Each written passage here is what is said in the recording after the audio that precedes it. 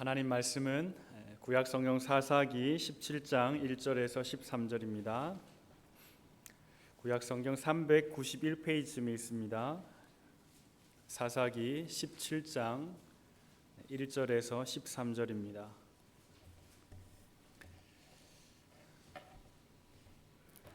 우리 찾으셨으면 한 절씩 저와 여러분 교독하도록 하겠습니다. 제가 먼저 읽겠습니다. 에브라임 산지에 미가라 이름하는 사람이 있더니 그의 어머니에게 이르되 어머니께서 은 1,100을 잃어버리셨으므로 저주하시고 내 귀에도 말씀하셨더니 보소서 그 은이 내게 있나이다. 내가 그것을 가졌나이다 하니 그의 어머니가 이르되 내 아들이 여호와께 복 받기를 원하노라 하니라. 미가가 은 1,100을 그의 어머니에게 도로 주매 그의 어머니가 이르되 내가 내 아들을 위하여 한 신상을 새기며 한 신상을 부어 만들기 위해 내 손에서 이 은을 여호와께 거룩히 드리노라. 그러므로 내가 이제 이 은을 내게 도로 주리라. 그 은을 그의 어머니에게로 도로 주었으므로 어머니가 그 은 200을 가져다가 은장색에게 주어 한 신상을 새기고 한 신상을 부어 만들었더니 그 신상이 미가의 집에 있더라. 그 사람 미가에게 신당이 있으므로 그가 에봇과 드라빔을 만들고 한 아들을 세워 그의 제사장으로 삼았더라. 그때 이스라엘에 왕이 없었으므로 사람마다 자기 소견에 옳은 대로 행하였더라. 유다 가족에 속한 유다 베들레헴에 한 청년이 있었으니 그는 레위인으로서 거기서 거류하였더라. 그 사람이 거주할 곳을 찾고자 하여 그 성읍 유다 베들레헴을 떠나 가다가 에브라임 산지로 가서 미가의 집에 이르매 미가가 그에게 묻되 너는 어디로부터 오느냐 하니 그가 이르되 나는 유다 베들레헴의 레위인으로서 거류할 곳을 찾으러 가노라 하는지라. 미가가 그에게 이르되 내가 나와 함께 거주하며 나를 위하여 아버지와 제사장이 되라. 내가 해마다 은 10과 의복 1벌과 먹을 것을 주리라 하므로 그 레위인이 들어갔더라. 그 레위인이 그 사람과 함께 거주하기를 만족하게 생각하였으니 이는 그 청년이 미가의 아들 중 하나 같이 됨이라. 미가가 그 레위인을 거룩하게 구별하매 그 청년이 미가의 제사장이 되어 그 집에 있었더라. 같이 읽겠습니다. 이에 미가가 이르되 레위인이 내 제사장이 되었으니 이제 여호와께서 내게 복 주실 줄을 아노라 하니라. 아멘. 같이 한번 기도하겠습니다. 하나님 감사합니다. 오늘 2월 첫째 주일을 우리에게 허락하시고 2월 한 달 동안 하나님께서 우리에게 주실 말씀을 기대합니다. 참된 신앙생활을 회복하기 위하여서 우리가 경계하고 조심해야 할 우리의 종교적인 우리의 모습을 보게 하시고 하나님 다시 한번 은혜 위에서 하나님의 사랑을 기억하며 참된 신앙의 모습을 회복할 수 있도록 하나님 인도하여 주시옵소서. 예수님 이름으로 기도드렸습니다. 아멘. 20년을 경상도에서 살면서 경상도 말씨가 표준 말이라고 당연히 생각하고 살다가 신학교 때문에 서울로 갔습니다. 그리고 서울에 있는 교회를 다니면서 주위에서 사투리를 쓰는 저를 신기하게 보기도 하고 또 약간은 놀리기도 하는 분위기였습니다. 그리고 저를 지도해 주시는 목사님도 너는 장차 목회도 하고 설교도 해야 하니까 쉽지 않겠지만 사투리를 좀 고쳐라 라고 말씀하셨습니다. 그런데 여러분도 아시는 것처럼 참 경상도 사투리 고치기 어렵습니다. 그래서 1, 2년 동안 열심히 서울에서 살면서 서울 말씨를 연습한다고 했지만 한 1, 2년 지나니까 저의 말투가 완전 경상도 말투도 아니고 그렇다고 서울 말씨도 아닌 어디에도 낄 수 없는 참 정체불명의 말씨가 되었습니다. 고향에 내려가면 부모님께서 너 말투가 왜 그러냐 라고 말씀하셨고 또 서울에 있으면 불쑥불쑥 튀어나오는 경상도 사투리 때문에 혹시 고향이 경상도세요? 라고 하는 말을 참 질문을 많이 들었습니다. 아예 경상도 말을 쓰던지 아니면 서울 말을 쓰면 되었을 텐데 이 말투 때문에 참 적지 않게 고생을 했습니다. 지금도 사투리 문제로 저는 편안하게 이야기한다고 하지만 저희 아내는 저에게 왜 화를 내느냐라고 이야기하고요. 무슨 교회에서 안 좋은 일이 있었느냐라고 이야기하지만 저의 마음은 참 편한데 듣는 사람의 귀에는 그것이 굉장히 좀 불편하게 들리는 것 같습니다. 저의 말씨를 잘 들어보시면 표준말을 쓰는 것 같은데 경상도 그 특유의 억양과 발음이 아마 있는 것을 알게 되실 것입니다. 그런데 오늘 본문의 말씀도 참 비슷합니다. 그냥 보면 하나님의 백성으로서 하나님이 주신 율법대로 사는 백성처럼 보이는데 자세하게 보면 가나안 땅에 살고 있는 그 이방 종교의 풍습이 나타나고 있는 것을 보게 됩니다. 하나님의 백성 같기도 하고 어찌 보면 이방 종교를 섬기는 사람 같기도 한 참 그 어중간한 그 신앙생활의 모습이 당시 미가라고 하는 한 가족의 이야기를 통해서 우리에게 전해지고 있습니다. 사사기 17장은 미가라고 하는 한 개인 그 집안의 이야기이지만 이것은 매우 상징적인 의미로서 당시 가나안 땅에 살고 있던 그 이스라엘 백성의 아주 변질되어 버린 종교의 생활을 우리에게 말씀해 주고 있습니다. 오늘 설교 제목도 종교적인 삶을 사는 사람들의 특징이라고 이렇게 잡아 보았는데요. 이 종교적인 삶이라고 하는 것은 겉으로는 기독교적인 종교의 형식이 있지만 속으로는 기독교적인 내용과 삶이 없는 사람, 이 사람을 종교적인 삶을 사는 사람이라고 한번 정의를 해 보았습니다. 사사기의 배경을 가지고 다시 설명을 드리면 여호와를 믿는 신앙의 형식이 있습니다. 그렇지만 그 중심과 삶에는 여호와를 믿는 신앙의 중심이 없고 당시 가나안 땅의 그 이방 종교의 풍습이 그 중심을 자리 잡고 있었기 때문에 외적인 형식은 있지만 내적인 내용이 없는 신앙생활이 바로 종교적인 삶이었던 것입니다. 오늘 사사기 17장에 등장하는 미가의 가족 안에서 일어나고 있는 그 모습을 보면 정말 그 종교적인 삶의 어떤 그 극치라고 그럴까요? 종교적인 삶의 아주 그 두드러진 특징을 우리에게 보여주고 있습니다. 형식과 겉으로는 여호와를 믿는 신앙이 있어 보이지만 그의 내용과 삶에는 철저히 이방 종교의 풍습과 방식으로 신앙생활하고 있는 종교생활하고 있는 모습. 그래서 매우 모순적인 모습이면서도 이 종교적인 양다리를 걸치고 있는 모습을 우리가 보게 되는 것입니다.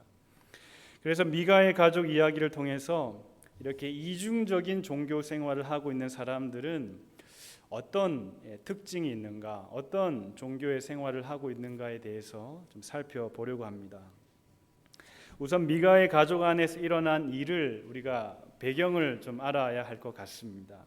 여러분 1절 말씀에 보면 에브라임 산지에 미가라고 하는 사람이 있었다고 말씀합니다. 그런데 이 사람이 어머니의 돈을 몰래 훔쳤습니다. 그리고 그 훔친 돈이 얼마였느냐 하면 은 1,100개라고 오늘 2절에서 말씀해 주고 있습니다.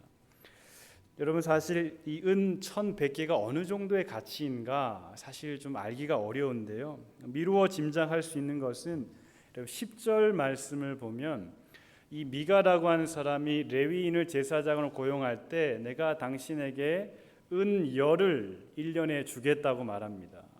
즉 제사장의 1년 사례라고 해야 되나 1년 그 사례가 은 10개였습니다. 그리고 그 외에 미가가 이 제사장이 될 레위인에게 옷도 주고 뭐 식사도 주고 잠잘 곳도 주었으니까 은 10개가 1년 사례라고 볼 수는 없지만 그래도 은 1,100개가 어느 정도의 가치를 가지고 있는가를 좀 미루어 짐작해 볼 수 있습니다. 이 은 1,100개는 레위인이 평생 받아도 모을 수 없는 상당한 금액의 돈이었습니다. 그래서 이 고액의 돈을 잃어버렸던 그 미가의 어머니가 이 일로 인해서 화가 무척 났습니다. 여러분도 생각해 보시면 우리는 돈 1,000불 잃어버려도 얼마나 속이 아픕니까? 그런데 은 1,100개를 잃어버린 그 어머니가 얼마나 화가 났는지 그 아들 앞에서 저주하고 심한 욕설을 하게 되었습니다. 아들 미가가 그 돈을 훔쳐간 줄 모르고 그 아들에게 그 돈을 훔쳐간 놈은 천벌을 받을 거다라고 저주를 합니다. 그 돈 훔쳐간 놈 어디 잘 되나 보자. 아마 이렇게 저주하면서 욕을 했을 것입니다. 여기가 설교 석상이기 때문에 그 미가의 어머니가 어떤 욕을 했는지는 제가 리얼하게 표현할 수 없지만 아마 여러분이 상상할 수 있는 그 최고의 욕설로 그 어머니가 돈 훔쳐간 사람을 향해서 욕설과 저주를 했을 것입니다. 자기 아들이 그 돈을 훔쳐간 것을 몰랐기 때문에 범인 그 아들에게 그 범인을 향해서 했던 욕이었지만 실상 그 아들은 그 욕이 누구를 향한 욕이었다는 걸 알게 되었습니다. 자기 자신을 향한 욕이었다는 것을 알게 되었습니다. 그리고 어머니가 했던 그 저주의 말이 혹시 자기에게 임할지도 모른다는 걱정과 두려움 때문에 어머니께 솔직히 이야기합니다. 어머니, 그 돈 제가 훔쳤습니다. 자, 이 돈 받으시고 화 푸십시오. 자, 그 돈을 받았던 미가의 어머니가 얼마나 놀랐겠습니까? 다름 아닌 자기 아들이 은 1,100개를 훔쳐갔다고 생각하니까 얼마나 놀랐겠습니까? 믿었던 도끼의 발등이 찍혀도 유분수지 참으로 참 통탄할 일이었습니다. 자, 미가는 이렇게 자기의 그 죄를 털어놓았고 훔쳤던 돈을 어머니께 드렸으니까 마음이 한결 가벼워졌습니다. 그런데 누구의 마음이 더 무거워지죠? 그 미가의 어머니의 마음이 더 무거워지는 것입니다. 지금까지 설마 아들이겠냐라고 하지는 못했지만 그 아들이 돈을 훔쳤으니까 그 훔친 사람을 향해서 퍼부었던 저주의 말, 그 욕설의 말이 다름 아닌 자기 아들에게로 가야 했기 때문에 그 두려운 상황에서 이 미가와 그 미가의 어머니가 어떤 신앙의 행동을 하고 있는지를 우리가 볼 수 있는 것입니다. 자, 그러면 미가와 그의 어머니가 여호와의 율법 안에서 신실한 신앙인이었다면 어떻게 해야 할까요? 회개하고 눈물로 하나님께 용서를 구해야 합니다. 미가는 물질에 눈이 어두워서 어머니의 돈을 훔쳤다는 사실을 회개해야 합니다. 그리고 미가의 어머니는 함부로 입을 열어서 다른 사람을 저주했던 그 불경건한 입술을 하나님 앞에 회개하면서 용서를 구해야 합니다. 그러나 미가와 그 미가의 어머니는 철저히 하나님이 원하시는 방식으로 회개하거나 이 일을 해결하지 않고 철저히 당시 가나안 종교, 이방 종교의 풍습을 좇아서 이 일을 풀어가고 있는 것을 보게 되는 것입니다.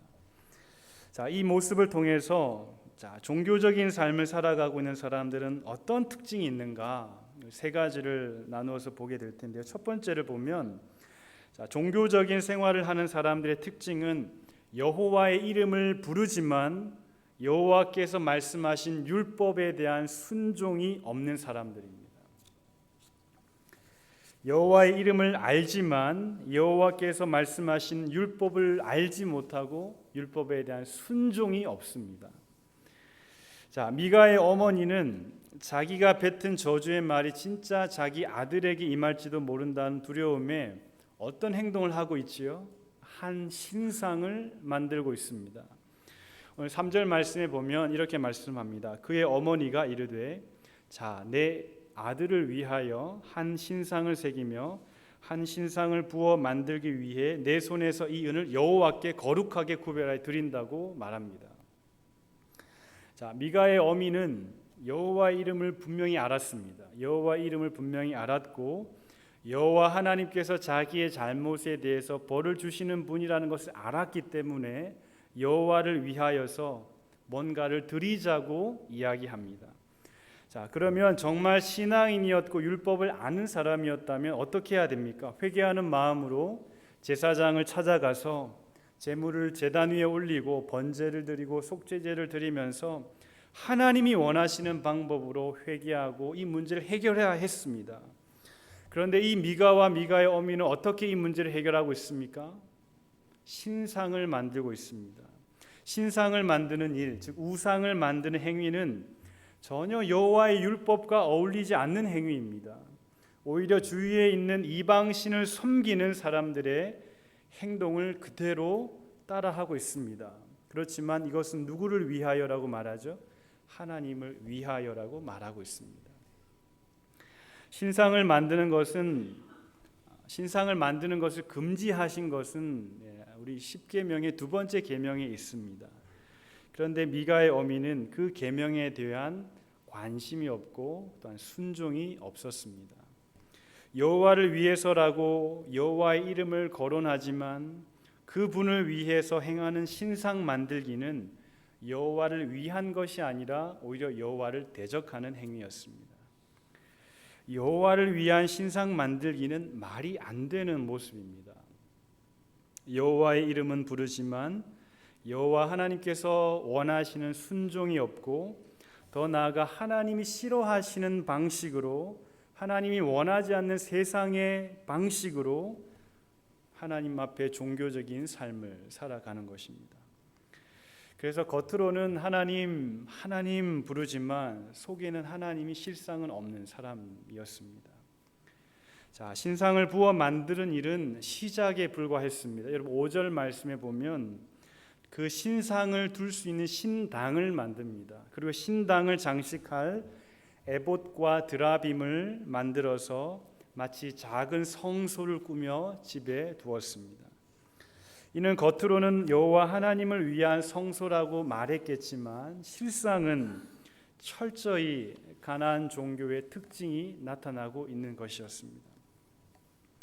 자, 모세는 이스라엘 백성에게 가르치기를 장차 너희가 가나안 땅에 들어가면 하나님이 정하신 그 성소 외에는 다른 성소를 만들지 말라고 가르쳤습니다. 신명기 12장 10절 말씀에 보면 이렇게 말씀합니다.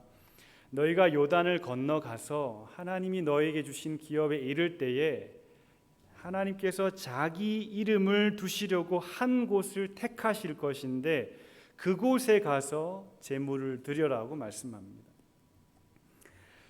그 하나님께서 정하신 곳 외에 성소를 만들지 말라고 했습니다. 그러나 미가는 개인의 집에 이렇게 신상과 신상을 두는 신당을 두어서 하나님이 원하시는 율법이 아닌 당시 주변에서 일어나고 있던 가나안 종교의 특징을 그대로 행하고 있는 것을 보게 됩니다. 겉으로는 그리스도인처럼 보이지만 속으로는, 그리고 실제 삶에서는 그리스도인의 삶의 방식이 아닌 철저히 세상의 방식을 따라 살아가는 사람이 바로 종교적인 삶을 사는 사람들의 특징이라는 것입니다.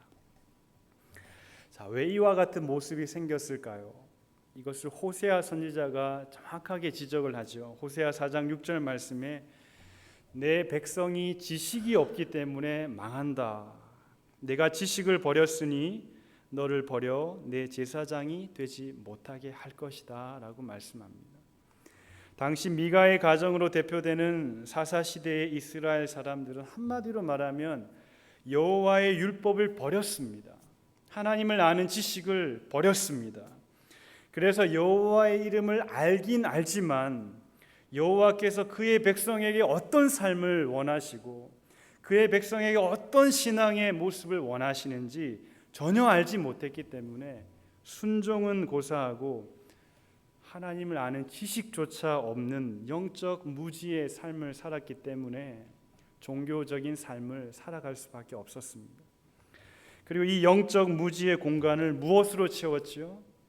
주변에서 이웃에서 하고 있는 가나안 종교의 그 지식으로 채웠기 때문에 사사시대 사람들은 한마디로 오늘 6절 본문 6절에서 말씀하고 있듯이 사람마다 자기 소견에 옳은 대로 자기 마음대로 율법이 아닌 자기가 하고 싶은 대로 그렇게 살았던 사람들이라고 설명을 해주고 있습니다. 사랑하는 성도 여러분, 우리가 이중적인 이 종교적인 삶에 빠지지 않기 위해서 우리가 무엇을 해야 할까요? 우리는 날마다 하나님을 아는 지식을 배워야 하고 그 지식이 우리의 삶에서 나타나도록 우리는 늘 기도해야 합니다. 종교적인 삶에서 벗어나기 위해서 우리는 날마다 하나님을 아는 지식을 채우기 위해서 정말 몸부림쳐야 합니다. 성경을 읽든 큐티를 하든 또는 성경을 기록하든 어떤 방법으로도 우리가 날마다 하나님을 아는 지식, 그리스도를 아는 지식을 내 영혼에 공급하기 위해서 우리는 몸부림쳐야 합니다. 그냥 성경 읽어지던가요? 그냥 아침에 일어나면 여러분 스스로 그냥 큐티가 되던가요? 성경이 그냥 쓰여지던가요? 안 됩니다. 우리는 몸부림칠 때에 하나님을 아는 지식이 우리의 영혼에 채워지고 그 지식으로 하나님이 원하시는 삶을 살아가고 그 지식으로 하나님이 원하시는 신앙의 모습을 살아가게 되는 것입니다. 우리 마음에 이 하나님을 아는 지식을 채우기 위한 열정이 없다면, 그리고 그 지식으로 우리가 그 삶을 살아가려고 하는 그 몸부림이 없다면 안타깝지만 그 사람은 신앙인이 아니라 종교인이라는 것을 우리는 기억해야 합니다. 사랑하는 성도 여러분, 우리는 신앙생활하고 있습니까? 아니면 종교생활하고 있습니까? 우리 자신을 늘 되돌아보아야 할 것입니다. 자, 그럼 두 번째로 종교적인 삶을 사는 사람들의 특징은 어떤 사람인가? 영적인 신분에 대한 이해가 없는 사람입니다. 오늘 본문 말씀에 미가는 집에 신당을 만들어 놓았습니다. 그리고 그 신당을 관리할 사람으로 자기 아들 중에서 한 사람을 선택해서 제사장을 삼습니다. 그냥 적당히 일할 만한 사람을 세워서 제사장을 삼았다는 말입니다. 이는 율법에 어긋나는 일이었습니다. 일반 지파 중에서 제사장으로 삼는 것은 율법을 알지 못하는 사람의 행동이었습니다. 제사장은 어디에서 나와야 합니까? 레위 지파 중에서도 아론의 후손 가운데서 제사장을 이렇게 뽑게 되어 있습니다. 주위에 레위 사람이 없어서, 주위에 제사장이 될 만한 아론의 후손이 없어서 어쩔 수 없이 자기 아들 중에 세웠다는 것도 말이 안 되죠. 핑계일 뿐입니다. 없으면 세울 수가 없는 것입니다. 그런데 자기 아들을 편의상 제사장으로 세워놓고 마음이 불편했는지, 여러분 10절 말씀에 보면 우연히 지나가던 레위인을 보고 그 레위인을 보고 잘됐다, 저 사람을 나의 제사장으로 삼으면 되겠다, 나의 신당을 관리할 수 있는 사람으로 세우면 되겠다라고 생각합니다.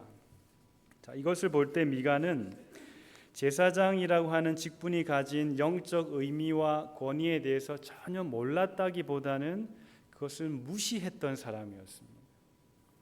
10절 말씀에 보면 미가가 레위인에게 무엇을 말하고 있습니까? 여러분 10절 말씀 보세요. 자, 내가 나와 함께 거주하며 나를 위하여 아버지와 제사장이 되라고 말합니다. 자, 미가는 제사장이 어떤 역할을 하는 사람이라고 고백하죠? 아버지와 제사장이 되라고 하는 것은 우리 가족을 이끌어줄 수 있는 영적 지도자가 되어달라. 그리고 영적 지도자뿐만 아니라 우리 가족의 인격적인 부분, 삶의 부분을 지도해 줄 수 있는 영적 아비가 되어달라고 말하는 것입니다. 그래서 미가는 이 제사장의 직분이 어떤 직분이라는 것을 어느 정도는 알고 있었습니다. 그런데 레위인 중에서도 아론의 후손이 제사장이 되는데 이 제사장이 한 가족을 위해서 봉사하는 일꾼이 될 수 있다는 생각 자체가 제사장 신분을 모독하는 행위였습니다. 미가는 돈이 많았던 사람입니다. 아까 1,100개, 은 1,100개가 집에 있을 만한 사람이었으면 그 집에 돈이 많았던 사람이었습니다. 자, 자기가 가진 돈으로 제사장까지 쉽게 고용해서 내가 페이하고 나를 위한 제사장으로 삼겠다는 것이었습니다. 이렇게 영적인 지도자를 모시는 그 과정을 보면 얼마나 세속적인 방식과 모습이 드러나고 있는 것을 보게 됩니다. 제사장의 선택을 누가 하고 있죠? 미가가 스스로 하고 있습니다. 히브리서 5장 4절에 보면 제사장의 직분에 대한 설명을 하는데, 이 제사장의 존귀는 아무도 스스로 취하지 못하고 하나님의 부르심을 받은 자라야 취할 수 있다고 말합니다. 즉 제사장의 직분은 하나님께서 먼저 소명을 주시고 비전을 주셔서 거룩한 부르심으로 감당해야 될 영적인 직분인데, 한 개인이 소수의 사람들의 필요에 의해서 그들이 스스로 선택해서 고용하는 사람이 아니라는 것입니다. 제사장의 위임을 하나님의 권세로 위임하는 것이 아니라 사람의 선택에 의해서 사람이 고용하는 것으로 생각을 하고 있었던 것이 바로 미가라는 사람의 생각이었습니다. 그래서 미가의 마음속에는 내가 선택한다는 마음이 있으니까 하나님이 주신 이 영적 질서를 전혀 인식하지 못하는 사람이었습니다. 그래서 두 번째 문제가 생깁니다. 제사장은 누구를 위한 제사장인가? 나를 위한 제사장이 되어 달라고 말합니다. 제사장의 역할은 하나님을 위한 종이고 하나님께 영광을 돌려드리는 일꾼인데, 나를 위한 종이 되어라고 말합니다. 제사장은 백성들에게 하나님을 바라보도록 가르치고 지도하고 때로는 책망하고 훈계해야 될 사람인데, 나를 위하여 제사장이 되라고 하는 미가의 마음속에는 나에게 좋은 말만 해다오, 나에게 위로만 해다오, 나에게 좋은 감정만을 느끼게 해다오, 그렇게 하면 내가 당신에게 페이하겠다라는 것입니다. 결국 11절 말씀에 보면 레위인이 어떻게 되었습니까? 처음에 레위 사람을 우리의 아비와 제사장이 되어달라고 했지만 결국에는 어떻게 되었습니까? 그 청년이 미가의 아들 중 하나와 같이 되었다고 말합니다. 아비가 되어달라고 했지만 결국에는 그 제사장 역할을 해야 했던 레위 사람이 미가의 아들처럼 되어버렸다. 12절 말씀에 보면 그 청년이 누구의 제사장이 되었습니까? 미가의 제사장이 되었습니다. 원래 제사장은 하나님의 제사장이고 하나님의 집에 거해야 할 사람인데, 사람의 제사장이 되고 사람의 집에 거했다는 것 자체가 이 제사장의 신분을 미가는 전혀 영적인 신분으로 보지 못했고, 게다가 레위인 자신도 이 신분이 가진 영적 권위와 질서와 체계에 대해서 전혀 알지 못했던 사람이었습니다. 이렇게 종교 생활을 하는 사람은 영적 신분과 질서에 대해서 무지합니다.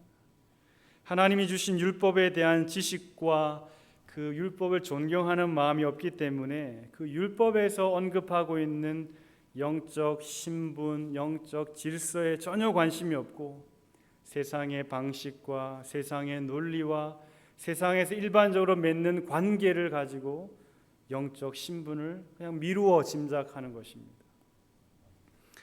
오늘날 교회 안에도 종교 생활을 하는 사람들 가운데 이 교회의 직분에 대해서 그 직분이 가진 영적인 권위와 질서와 체계에 대해서 무지한 경우가 적지 않습니다. 우리는 나이와 연륜을 진심으로 존중합니다. 그렇지만 교회가 나이에 의해서 권위를 가지는 것이 아닙니다. 우리는 사회적으로 경제적인 지위와 그 경험을 진심으로 존중합니다. 그렇지만 교회는 사회적인 지위, 경제적인 지위에 의해서 그 사람이 권위를 가질 수 있는 곳이 아닙니다. 오히려 교회는 누가 권위를 가집니까? 하나님께서 세우신 하나님의 일꾼이 영적 권위를 가지고 그 교회를 이끌어가는 것입니다.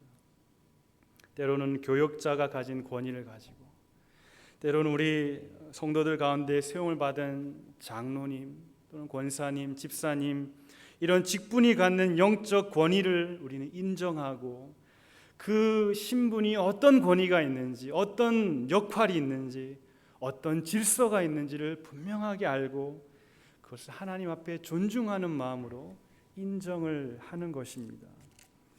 그러나 종교적인 생활을 하는 사람들은 그것이 가진 영적 권위에 대해서 생각이 별로 없습니다.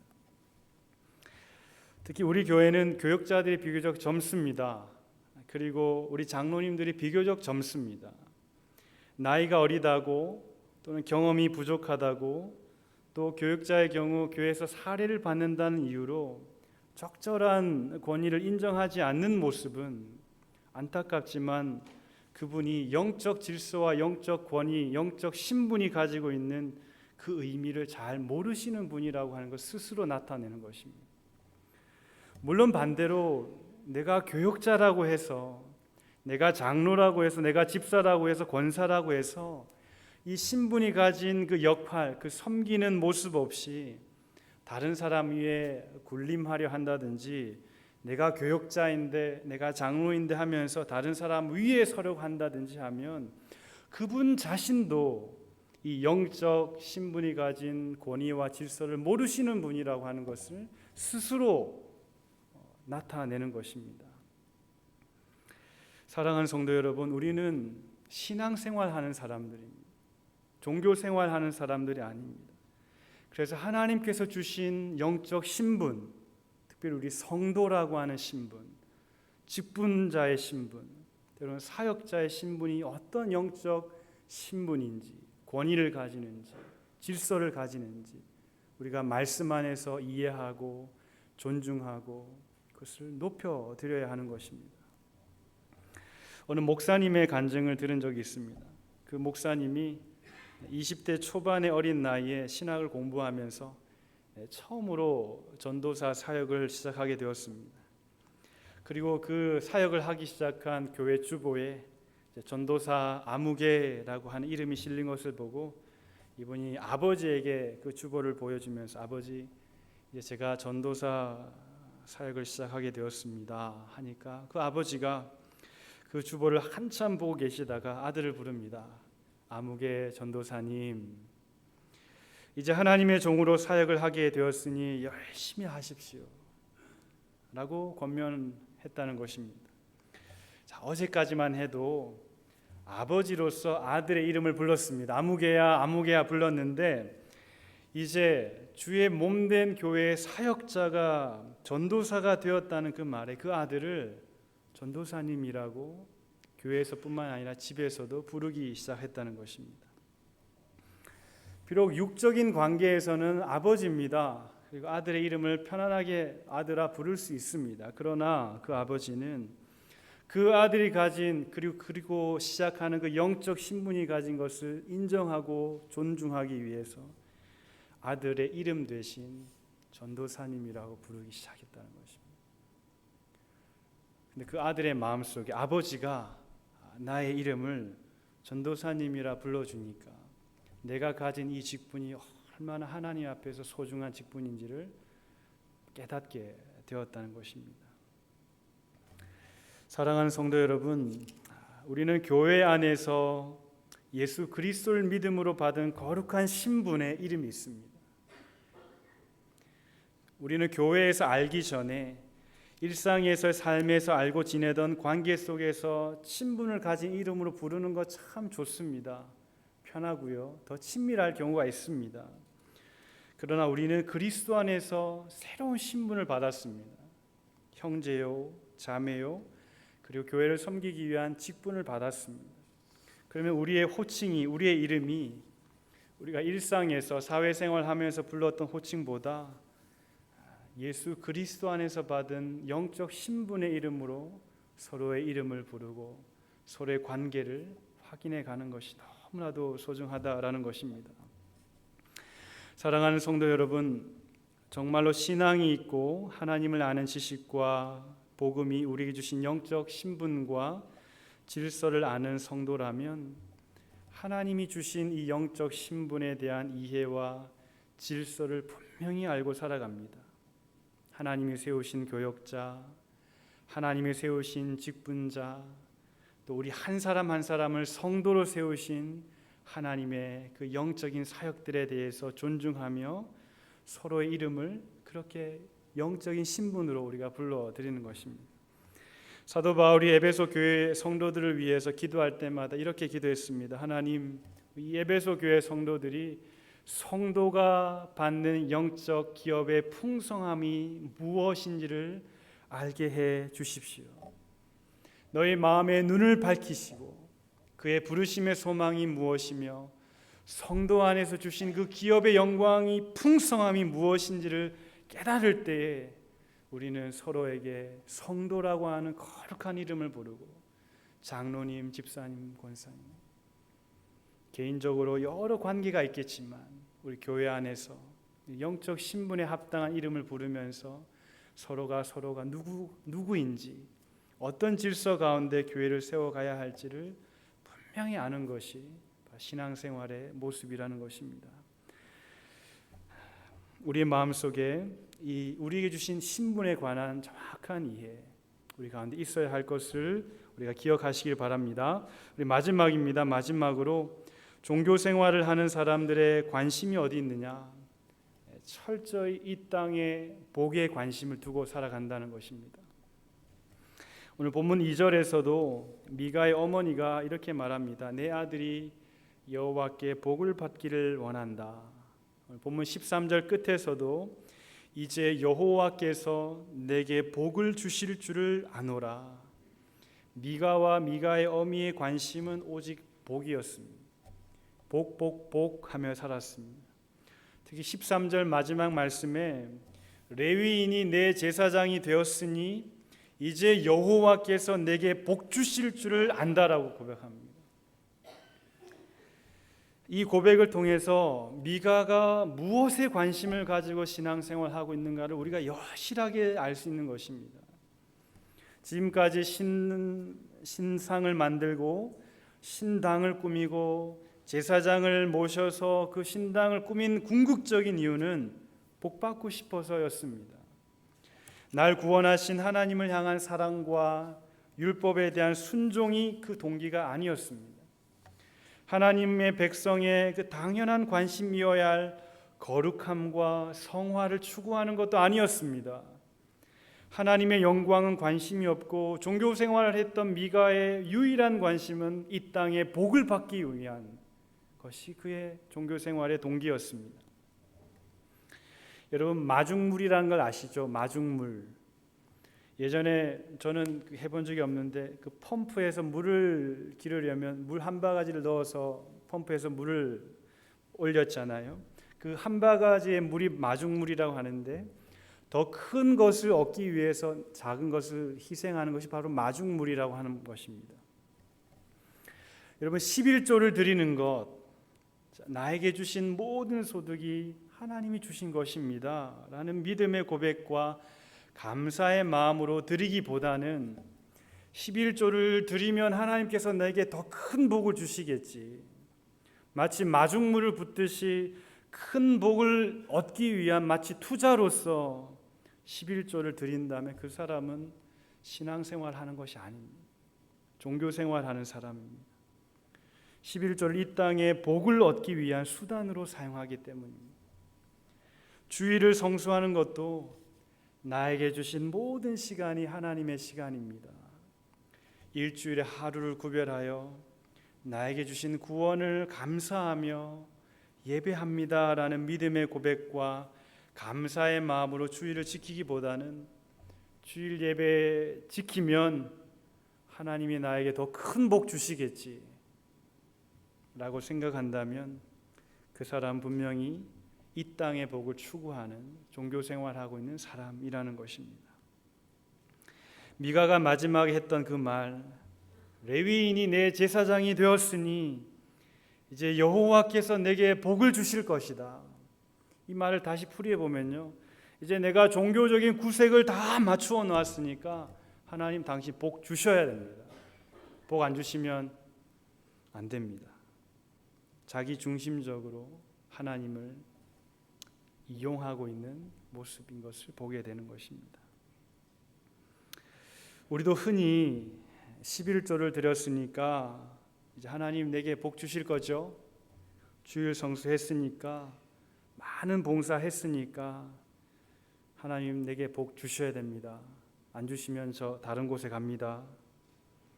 마치 이렇게 내가 이것을 했으니까 주님 반드시 내가 한 일에 대해서 보상해 주십시오.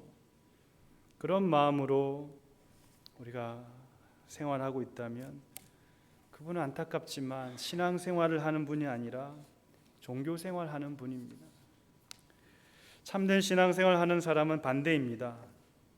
이미 여호와께서 내게 구원이라고 하는 말할 수 없는 큰 축복을 주셨기 때문에 제가 11조를 드립니다. 제가 주일을 지킵니다. 제가 봉사합니다. 제가 전도합니다. 이렇게 되는 것입니다. 우리의 헌신과 봉사가 무언가를 바라보고 무언가를 위한 것이라면 그것은 종교생활입니다.